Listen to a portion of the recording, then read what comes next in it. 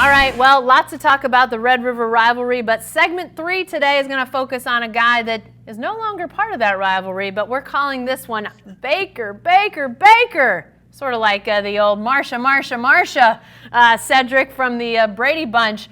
Lots of Baker Mayfield, and should we start with the fact that his football team is not very good before we launch into the other stuff? The Browns are not very good, Cedric.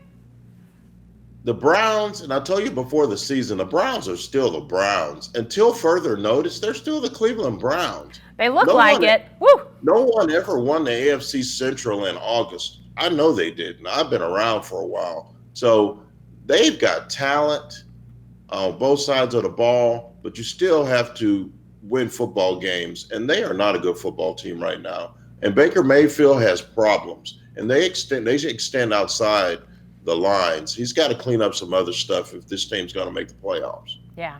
Boy, they got waxed. And I know that the 49ers, hello everybody. Welcome to the 4-0 49ers. I didn't think I'd be saying that this season, but for them to go on Monday Night Football, the Browns to go on Monday Night Football and be non-competitive in San Francisco, that was shocking to me. It's one thing to lose, but it's another thing to get blown out. They got blown out by the 49ers, and that does not bode well if you're going back into conference and you're going to have to beat some good teams to even make the playoffs.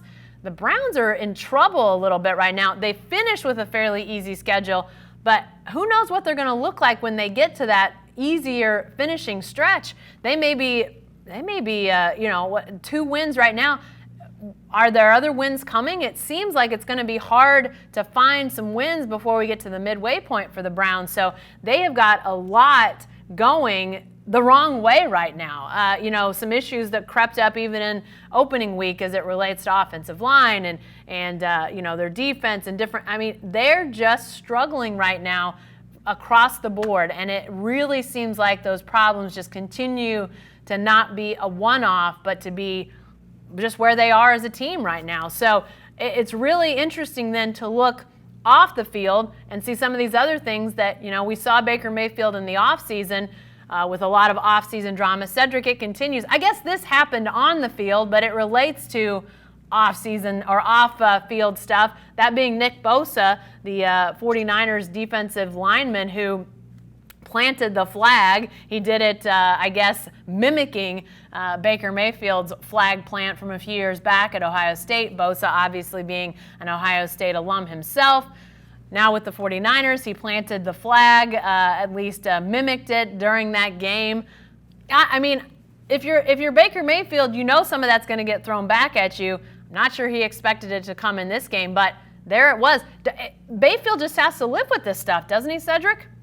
Yeah, he does. And the little thing with Richard Sherman before the game, Richard Sherman says Baker didn't shake hands with him. The video looks to indicate that they did dab each other up. Yep. But then that part, after the coin toss, when everybody shakes hands, that's kind of the etiquette in the league. But Baker didn't do that, and Richard Sherman blasted him. Richard Sherman, that bastion of sportsmanship in all of professional football. Yeah, that's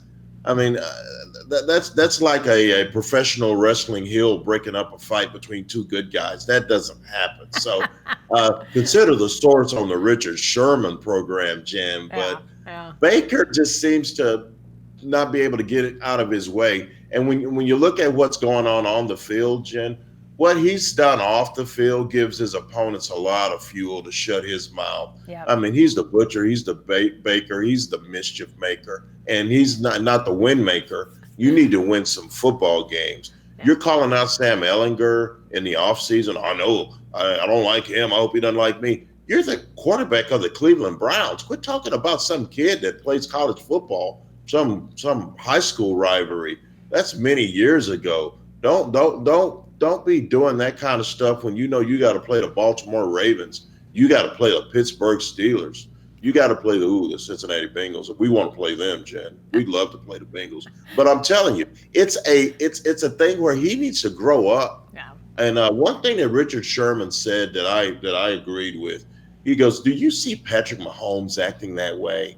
Patrick Mahomes has been an MVP." He goes, "How many games has Baker won in this league? He hasn't even been to the playoffs." He goes, And so Patrick Mahomes, he says Patrick Mahomes respects the game more than Baker does. I think that's true, Jen. And Baker, I'm going to say this. Maybe if Baker wasn't Baker, he wouldn't be in the league. Maybe that chip on his shoulder has driven him to the high heights that he's enjoying right now as a starting quarterback of an NFL team. But that other stuff's got to stop, man, especially when you're losing. Yeah, your team's not very good, so you don't need to be talking. Yeah, it makes him a target. I mean, there's just no two ways around it. He becomes a target when things aren't going great. Now, a year ago, he steps in as a rookie. The expectations of the Browns, I think, at that point were minimal. Anything that he did that was positive, I think, was seen, as manna from heaven by Browns fans, long-suffering Browns fans. But obviously the expectations, the acquisition of some other players, obviously Odell Beckham tops the list, got expectations up of what this Browns team could be. And I think they still have a chance to make the playoffs, Cedric. I haven't written off the Browns. I think some people have. And I get that. I get that some people have. I'm not there yet, but they've got a lot of things that they need to fix. And, I think as it relates to Baker, what you said earlier, the seriousness with which he takes this, I know he's very serious about football, but if you're a teammate of his and you see all this other stuff going on, you begin to wonder, is that leadership going to be able to permeate an NFL locker room? It did at the college level. I don't think there's any doubt about that, even with all of the other stuff. But the NFL, it's different. These guys are family men. They're married. They have kids. This is their profession. It's very much a business. And I don't know, does that change the way that locker room sees Baker Mayfield's role in getting the Browns back on track? I don't know. I think it's an interesting social experiment, if you will, because then you add in the fact that you've got a first-year head coach and all the things that go with that. I don't know what that locker room is like right now. I think it would be fascinating to see how they're trying to figure this out, though, because, again, I still think they got the talent to make the playoffs, but the mountain is getting a little bit higher for them right now. It is, and it's the way it's shaping up, and we're still early in the season, Jen. I think it's one of those things where whoever wins that division is going to make the playoffs. The AFC North looks like it's going to be just very bloody this year. The Pittsburgh Steelers are starting a guy who looks like a cashier at Albertsons. I've never even heard of him. And they're down to their third quarterback. Mason Rudolph took a brutal hit that was from Earl Thomas. Ooh. And that was an awful hit from Earl Thomas, and he's going to be out for a while. Baltimore has its problems. Cleveland went into Baltimore and punked the Ravens. And so I think whoever wins that division is going to be like 9-7, and they're going to get in. There will be no wild card coming out of that division, Jen. The Buffalo Bills are 4-1. The Indianapolis Colts are much improved. So those are teams. Jacksonville, Tennessee, those teams aren't going anywhere. Yeah. So those are the teams that have shown themselves to be a little bit better than Cleveland early on. So I think that if they don't win the division, they're not going to make the playoffs. Baker's going to get blasted in the offseason. And that coach, Freddie Kitchens, who's way in over his head, he should get run. Mm-hmm. He won't get run because the owners have egos and they don't want to admit that they made a mistake that early on in the process. But that roster's way too talented to be where they are at this point.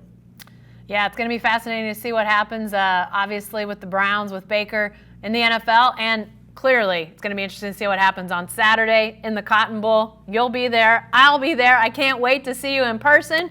It's going to be great to cover another Red River rivalry, and we'll have all your coverage. Be sure to check out that Red River Rivalry Radio. It's on the Statesman site. It's on the Oklahoman site. You can also find it right at redriverrivalryradio.com. I almost made it without screwing it up, Cedric, but it's there too, right? Red River Rivalry Radio.com.